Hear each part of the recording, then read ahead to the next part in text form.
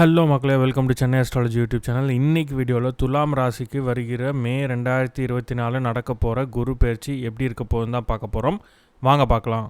குரு பகவான் மேஷ ராசியிலேருந்து ரிஷப ராசிக்கு மே 1, 2024 பயிற்சி ஆகிறாரு. மே 14, 2025 வரைக்கும் ரிஷப ராசியில் தான் குரு பகவான் ட்ராவல் பண்ணுவாருங்க. துலாம் ராசிக்கு இவ்வளோ நாள் ராசிக்கு 7வது இடமான மேஷத்தில் குரு இருந்தார். இப்போது உங்கள் ராசிக்கு 8வது இடமான ரிஷபத்துக்கு பயிற்சி ஆகிறார். கோச்சார பலன்கள் அப்படின்றது 15 to 20% தான். தசாபுக்திகள் தான் நீங்கள் மெயினாக யூஸ் பண்ணணும் ஈவெண்ட்ஸை ப்ரிடிக்ட் பண்ணுறதுக்கு. உங்களுக்கு நல்ல தசாபுக்திகள் போயிட்டு இருந்ததுன்னா நீங்கள் கோச்சாரத்தை கன்சிடர் பண்ண வேண்டாம். இவ்வளோ நாள் குரு உங்களுக்கு நல்ல பொசிஷனில் இருந்தார். இந்த குரு பயிற்சி அவ்வளோவா சரியாக இல்லை. வீண் விரயங்கள் ஏற்படும், அதாவது தேவையில்லாத செலவுகள்லாம் ஏற்படும். நீங்கள் காசு சேர்க்கணுன்னு நினைப்பீங்க, ஆனால் காசு சேர்க்க முடியாது. மாத கடைசியில் உடல்நிலை சரியில்லாமல் போய் மருத்துவ செலவுக்கு நீங்கள் செலவிடுற மாதிரி வரும். அப்படி இல்லைன்னா திடீர்னு உங்கள் பைக் ரிப்பேர் ஆகிடும், கார் ரிப்பேர் ஆகிடும். அதுக்கு நீங்கள் சர்வீஸ் விட்டு காசு செலவு பண்ணுற மாதிரி ஆகிடும். ஸோ எப்படி சேவ் பண்ணுறது அப்படின்றத பாருங்கள். அதிகமாக செலவு பண்ணாதீங்க, தேவைக்கு மட்டுமே செலவு பண்ணுங்கள். கணவன் மனைவிக்கிடையே கருத்து வேறுபாடுகள்லாம் ஏற்படுறதுக்கு வாய்ப்புகள் அதிகம். ஸோ மேரிட் கப்புள்ஸ் ஒருத்தருக்கு ஒருத்தர் விட்டு கொடுத்து போங்க, சண்டை போடாதீங்க, அனுசரித்து போங்க. ஸோ அப்படி அனுசரித்து போனீங்க அப்படின்னா இந்த ஒரு வருஷத்துக்கு துலாம் ராசிக்கு எந்த பிரச்சனையும் கிடையாது. உடல் நிலையில் ஒரு சில பிரச்சனைகள் வர்றதுக்கும் வாய்ப்புகள் அதிகம். ஸோ ஒரு ட்ரீட்மெண்ட் எடுத்துகிட்டு இருக்கீங்க ஒரு விஷயத்துக்கு அப்படின்னா கண்டினியூ பண்ணுங்கள். மறக்காமல் மெடிசின்ஸ்லாம் எடுத்துக்கோங்க. டாக்டர் விசிட்ஸ்லாம் ஸ்கிப் பண்ணாமல் பாருங்கள். அப்படி எதுவும் இல்லைன்னா ஒரு மாஸ்டர் ஹெல்த் செக்கப் பண்ணி கிளியர் பண்ணிக்கோங்க. எந்த ஒரு காரியம் எடுத்தாலுமே அதில் ஒரு தடை தாமதம் இருந்துக்கிட்டே இருக்கும் குரு 8ல் வரும்போது. ஸோ எதாக இருந்தாலும் பிளான் பண்ணிக்கோங்க. ஏதாவது பிளான் பண்ணது நடக்கலை அப்படின்னா டிசப்பாயிண்ட் ஆகாதீங்க. அதாவது இன்றைக்கி இந்த விஷயத்தை பண்ணணும், இன்றைக்குள்ளே இதை முடிக்கணும் அப்படின்னு பிளான் பண்ணுவீங்க, ஆனால் அதை முடிக்க முடியாது. ஸோ அதனால் மன வேதனையும் விரக்தியும் உண்டாகும். ஸோ பிளான் பண்ணாதீங்க, அது பாட்டுக்கு போகிற போக்கில் நம்மளும் போவோம். அந்த மாதிரி ஒரு மைண்ட் செட்டுக்கு வந்துடுங்க. இதனால் நீங்கள் டிசப்பாயின்மெண்ட்டை தவிர்க்கலாம். காலையில் எழுந்திரிச்சு சுறுசுறுப்பாக கிளம்புவீங்க, ஒரு விஷயத்தை முடிச்சுட்டு வந்துடலாம் இன்றைக்கின்னு சொல்லிட்டு. திடீர்னு ஏதாவது ஒரு தடங்கள் ஏற்பட்டுரும். உங்கள் பைக் பங்க்சர் ஆகிடும், இல்லைனா உங்கள் கார் ஸ்டார்ட் ஆகாது. இந்த மாதிரி தடங்கல்கள் வந்துகிட்டே தாங்க இருக்கும் இந்த குரு பயிற்சிக்கு அப்புறம். ஸோ இதெல்லாம் நீங்கள் அட்ஜஸ்ட் பண்ணி தான் ஆகணும். திடீர்னு உங்கள் பைக் ஸ்டார்ட் ஆகலை அப்படின்னா கேப்லேயோ இல்லை பஸ்லேயோ போக பழகிக்கோங்க. இல்லைனா யார்கிட்டயாவது லிஃப்ட் கேட்டு போங்க. ஸோ எந்த வித தடைகள் வந்தாலும் அதையும் தாண்டி நீங்கள் நினச்ச காரியத்தை முடிக்கணும். அன்னைக்கு அந்த காரியம் நடக்கலையா டிசப்பாயின்மெண்ட் ஆகாதீங்க.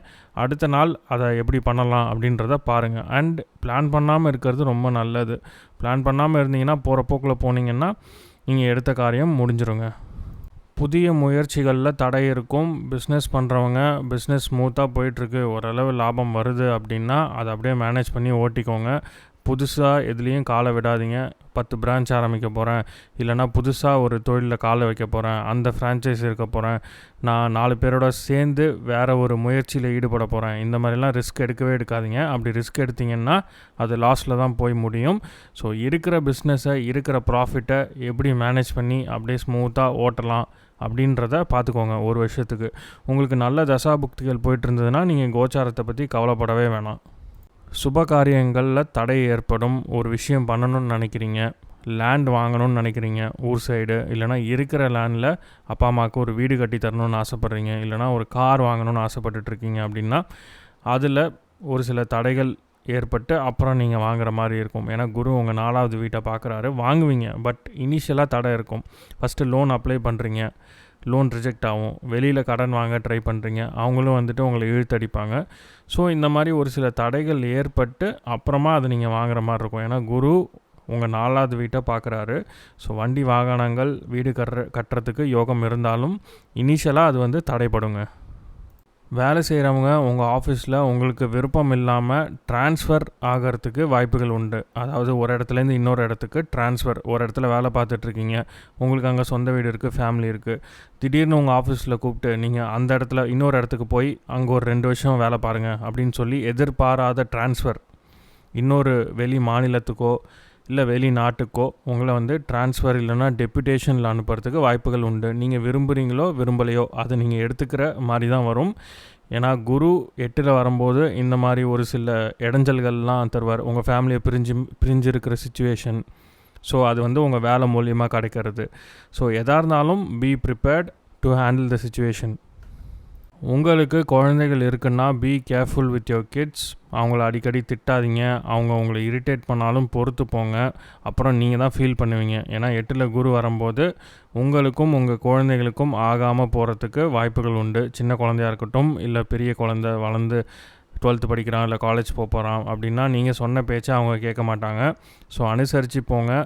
ரொம்ப அவங்கள திட்டிடாதீங்க. ஏன்னா அவங்களும் திரும்ப திட்டுவாங்க. அது பெரிய சண்டையாக தான் போய் முடியும். So be careful with your kids. அனுசரித்து போங்க.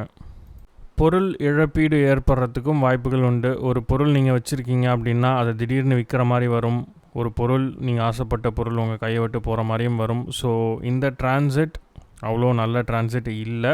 பட் ஸ்டில் இது ஒரு 10-15% தான். So take it with a pinch of salt. உங்களுக்கு நல்ல தசாபுக்திகள் போயிட்டுருக்குன்னா நீங்கள் பயப்படவே வேணாம். அண்ட் அதே சமயம் நீங்கள் கேர்ஃபுல்லாக தான் இருக்கணும். ஏன்னா 7ல் இருக்கும்போது குரு பலன் இருந்தது. கல்யாணம் ஆகாதவங்களுக்கு கல்யாணமாக இருக்கும். நிறைய நல்ல பலன்கள் நடந்திருக்கும். குரு 8ல் வரும்போது அவ்வளோ சிறப்பு இல்லைங்க. சரி, என்னடா ஒரே நெகட்டிவ்ஸாக சொல்கிறிய, பாசிட்டிவ்ஸே இல்லையா அப்படின்னு கேட்டிங்கன்னா ஒரு சில பாசிட்டிவ்ஸும் இருக்குது. இவ்வளோ நாள் தூக்கம் இல்லாமல் கஷ்டப்பட்டுட்டு இருந்திருப்பீங்க. ஏன்னா ராகு கேது பயிற்சி அக்டோபர் 30 நடந்தது. அதுலேருந்தே தூக்கம் இல்லாமல் கஷ்டப்பட்டுட்டு இருந்திருப்பீங்க. இப்போது அந்த கேதுவை, அதாவது 12வது வீட்டில் இருக்க கேதுவை குரு 8வது இடத்துலேருந்து பார்ப்பாருங்க. ஸோ உங்கள் தூக்கம் இன்மை, அதாவது தூக்கம் இல்லாமல் தவிச்சிட்டு இருந்தீங்கல்ல, அந்த பிரச்சனை ஒரு முடிவுக்கு வரும். நீங்கள் நிம்மதியாக நைட்டு தூங்கலாம். குரு 2வது இடத்த பார்க்குறாரு. ஸோ கணவன் மனைவிக்குள்ளே இருந்த சண்டைகள் கொஞ்சம் கொஞ்சமாக குறையும். சண்டைகள் இருந்துட்டு தான் இருக்கும். பட் காம்ப்ரமைஸ் ஆகிடுவீங்க. பெரிய பிரச்சனையாகி டைவர்ஸ் வரைக்கும்லாம் போகாது. ஸோ கணவன் மனைவிக்குள்ளே இருந்த பிரச்சனை கடைசியாக ஒரு முடிவுக்கு வருங்க. அப்புறம் குரு 9வது பார்வையாக உங்கள் 4வது வீட்டை பார்க்குறாரு. இது வரைக்கும் உங்கள் அம்மாவுக்கு ஏதாவது உடல்நிலையில் பிரச்சனை இருந்ததுன்னா இந்த குரு பயிற்சி, அதாவது மே 1க்கு அப்புறம் அந்த உடல்நிலையில் இருக்க பிரச்சனை எல்லாமே சரியாயிடுங்க. வண்டி வாகனங்களில் ஏதாவது பிரச்சனை இருந்தாலும் அது எல்லாமே சரியாயிடும். நான் சொன்ன மாதிரி வண்டி வாகனங்கள் வாங்கிறதுல ஒரு சில தடைகள் இருக்க தான் செய்யும். பட் அதையும் தாண்டி நீங்கள் முயற்சி எடுத்தீங்கன்னா கண்டிப்பாக வாங்கலாம். அண்ட் உங்கள் 12வது இடத்துல கேது இருக்கார். இவ்வளோ நாள் இறை வழிபாடில் ஈடுபட முடியல, ஏதோ ஒரு விஷயம், நான் வெளிநாட்டுக்கு போயிட்டேன், இல்லைனா சொந்த ஊர்லேயே இருந்தாலும் கோயிலுக்கு போக முடியல, இப்படிலாம் நீங்கள் ஃபீல் பண்ணிகிட்டு இருந்தீங்க அப்படின்னா இப்போ கேதுவும் அங்கே தான் இருக்கார். குரு அங்கே பார்க்குறார். ரெண்டுமே ஆன்மீக கிரகங்கள். ஸோ இறை வழிபாடு அதிகமாக இருக்கும். நீங்களே கோயிலுக்கு போக ஆரம்பிச்சிருவீங்க. அந்த டிஃப்ரென்ஸை நீங்களே பார்க்கலாம். ஸோ இது one of the positives. So இதெல்லாம் தாங்க பாசிட்டிவ்ஸ். உங்களுக்கு தூக்கத்தில் ஏதாவது பிரச்சனை இருந்ததுன்னா அது சரியாயிடும். உங்கள் அம்மா உடல்நிலையில் ஏதாவது பிரச்சனை இருந்ததுன்னா அது சரியாயிடும். கணவன் மனைவிக்குள்ளே இருந்த கருத்து வேறுபாடுகள்லாம் சரியாயிடும். குருவை பற்றி பார்த்தாச்சு. அடுத்து வருடக்கோள்கள்னு சொல்லக்கூடிய சனி, ராகு, கேது எங்கே இருக்காங்கன்னு பார்த்தீங்கன்னா சனி 5வது இடத்துல இருக்கார், ராகு 6வது இடத்துல இருக்கார், கேது 12வது இடத்துல இருக்கார். ஸோ ராகு 6வது இடத்துல இருக்கிறது சிறப்பு. தொழிலில் நீங்கள் வேலை செய்கிற இடத்துல நல்ல முன்னேற்றம் இருக்கும். சனி 5ல் இருக்கிறதும் ஓகே அப்படின்னு சொல்லலாம். இது ஒரு ரொம்ப பேட் பிளேஸ்மெண்ட் கிடையாது. Okay, tick mark. கேது 12ல் இருக்கிறது உங்கள் தூக்கத்தை எவ்வளோ நாள் கெடுத்திருக்கும். குரு அங்கே வந்து உங்கள் தூக்கத்தை சரி பண்ணுவார். ஸோ மொத்தமாக பார்த்தீங்கன்னா ஓவராலாக ஒரு ஆவரேஜான குரு பயிற்சி தான். ஸோ அதுலேயும் ஒரு சில நன்மைகள் இருக்குது. So take only the positives. So அவ்வளோதாங்க குரு பயிற்சி துலாம் ராசிக்கு. I hope you like this video. இந்த வீடியோ பிடிச்சிருந்தா மறக்காமல் லைக் பண்ணுங்கள். நீங்கள் லைக் பண்ணால் தான் எனக்கு தெரியும் உங்களுக்கு வீடியோ பிடிக்குதா இல்லையா. உங்கள் கருத்துக்களை கமெண்ட்ஸில் எனக்கு தெரிவுபடுத்துங்க. இந்த வீடியோ பிடிச்சிருந்தா உங்கள் ஃப்ரெண்ட்ஸ் அண்ட் ஃபேமிலியோடு ஷேர் பண்ணுங்கள். முக்கியமாக சேனலுக்கு சப்ஸ்கிரைப் பண்ணாதவங்க சப்ஸ்கிரைப் பண்ணுங்கள். உங்கள் சப்போர்ட் ரொம்ப ரொம்ப முக்கியம் சேனலுக்கு. மீண்டும் ஒரு வீடியோவில் உங்கள் எல்லாரையும் சந்திக்கிறேன். நன்றி, வணக்கம்.